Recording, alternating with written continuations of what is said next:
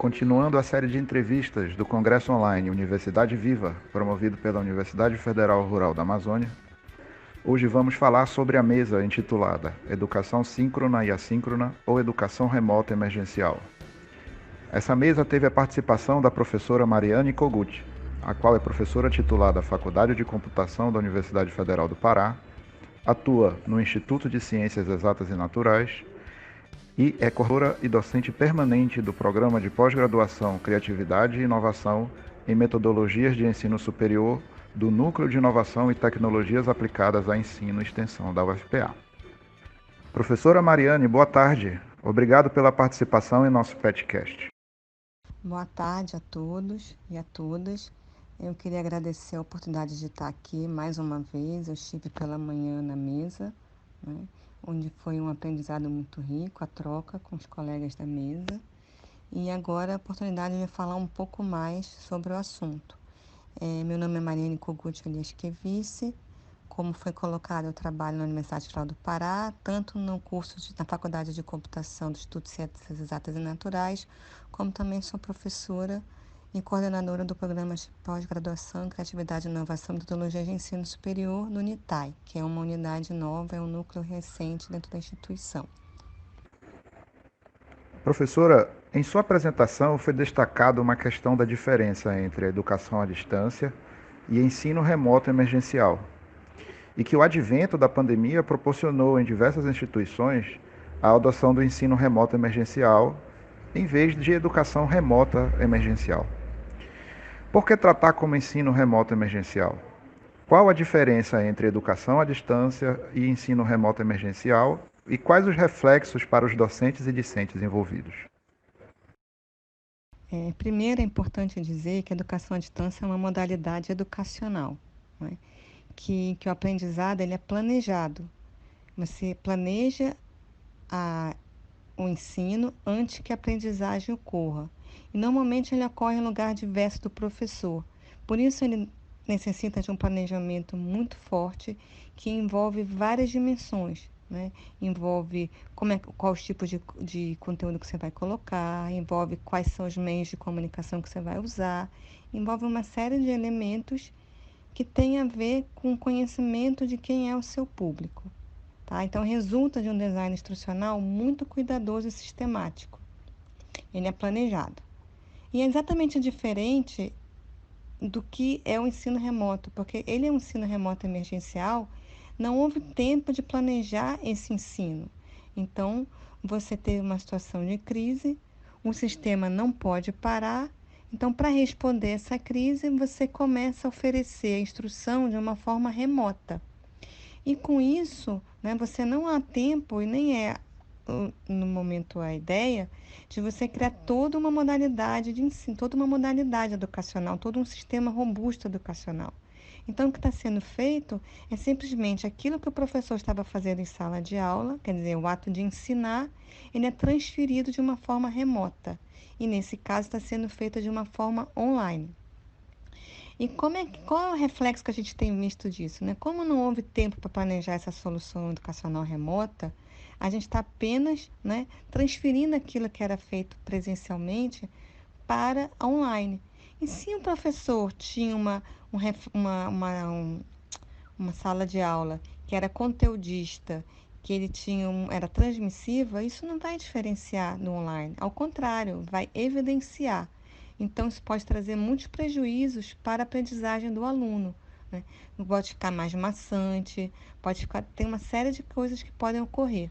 Na verdade, como reflexo do ensino remoto emergencial, temos visto, quer seja pela falta de planejamento, quer seja pela falta das competências digitais dos professores e até mesmo dos alunos, ou até mesmo porque ainda prospera um ensino com base transmissiva e conteudista, que os professores estão apenas repetindo online o que eles faziam presencialmente.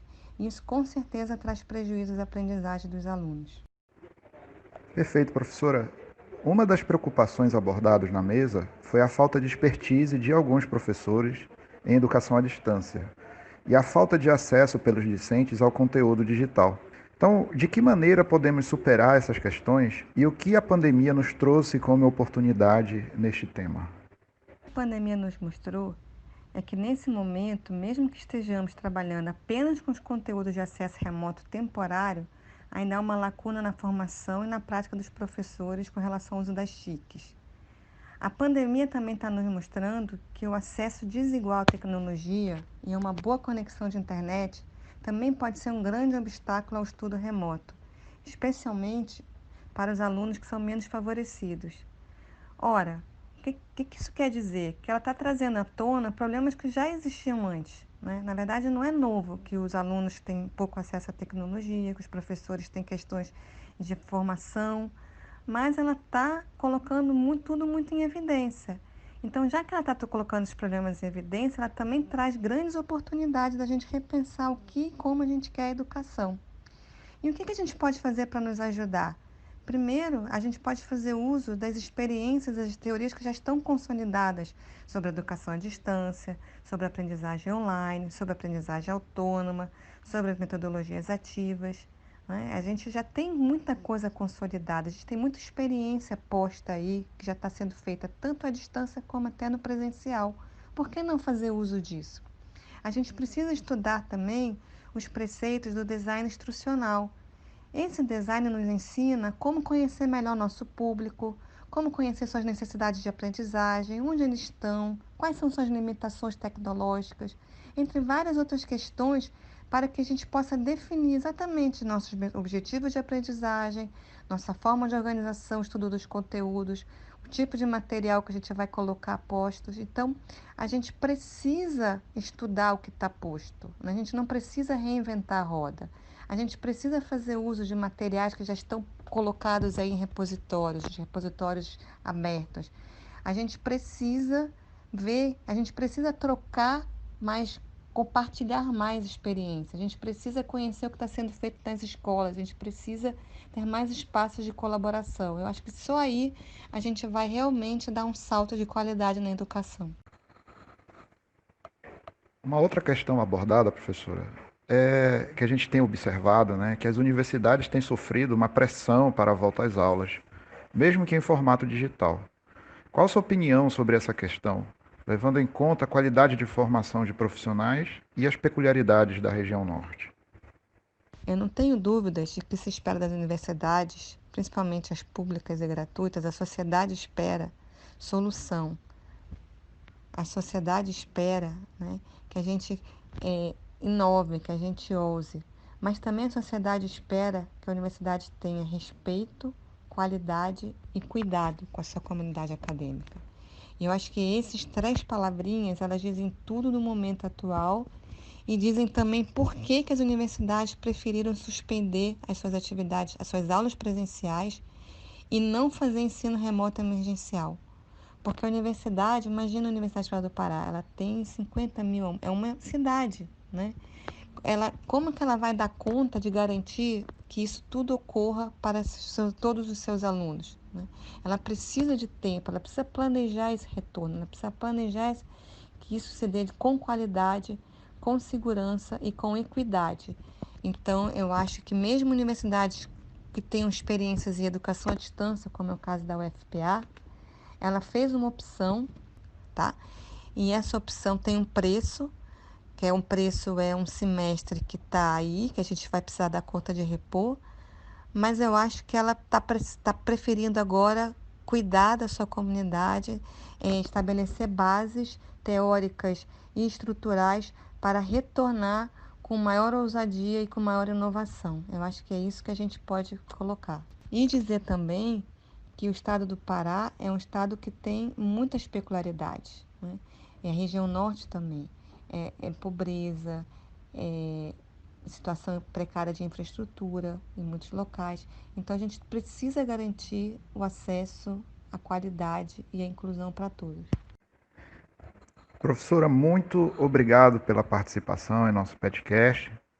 Em nome do Grupo PET Agronomia, em nome da Universidade Federal Rural da Amazônia, agradecemos a sua participação no evento e as palavras esclarecedoras aqui, que vai ser com certeza